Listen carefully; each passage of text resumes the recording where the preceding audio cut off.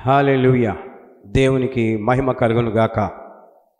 ప్రభునందు ప్రియమైన వారలారా, నేను చెప్పబోయే మాటలు మీరు జాగ్రత్తగా వింటున్నారన్న విశ్వాసంతో తిరిగి కొన్ని మంచి మాటలను మీకు తెలియజేస్తూ ఉన్నాను.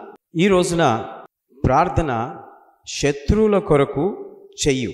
నీ శత్రువులకు ఆకలి ఉంటే వారికి ఆహారం పెట్టు. వారు నిన్ను అప్పు అడిగితే అప్పు ఇవ్వు. ప్రతిరోజు ఉదయాన్నే లేచి నీ చేతులు పైకెత్తి ప్రార్థన చెయ్యి. ఏమని? నా శత్రువులను ఆశీర్వదించు, నా శత్రువులను క్షమించు. నీవు చేసే ప్రార్థన ఇలా ఉండాలి. అలా చేస్తే ఏమవుతుంది? వారి తలల మీద నిప్పులు పోసినట్లుగా ఉంటుందని బైబిల్ చెప్తూ ఉంది. ఈ రోజుల్లో చాలామందికి శత్రువులు అయిపోయి క్షమించలేక కృషించి కృంగిపోతూ ఉన్నారు. నీ చెయ్యి పైకి లేవనెత్తేవాడు ఆ యేసుక్రీస్తు ప్రభుల వారు. కాబట్టి వారిని నాశనం చేయని ప్రార్థించకు.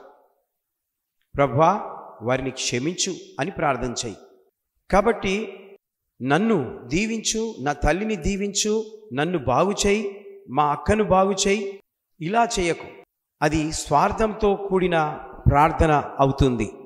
నీవెలా చేయాలి అనంటే, నా శత్రువులను ఆశీర్వదించు, వారిని క్షమించు. అంటే నీవు క్షమించబడతావు. ఆచార రీతిగా కాదు నీ ప్రార్థన, నీ హృదయపూర్వకంగా ఉండాలి, నీ మనసులో నుండి రావాలి. ఏమని? నా శత్రువులను దీవించు అని ప్రార్థించు. అప్పుడు నీవు దీవించబడతావు. కనుక దేవునికి స్తోత్రం కలుగునుగాక.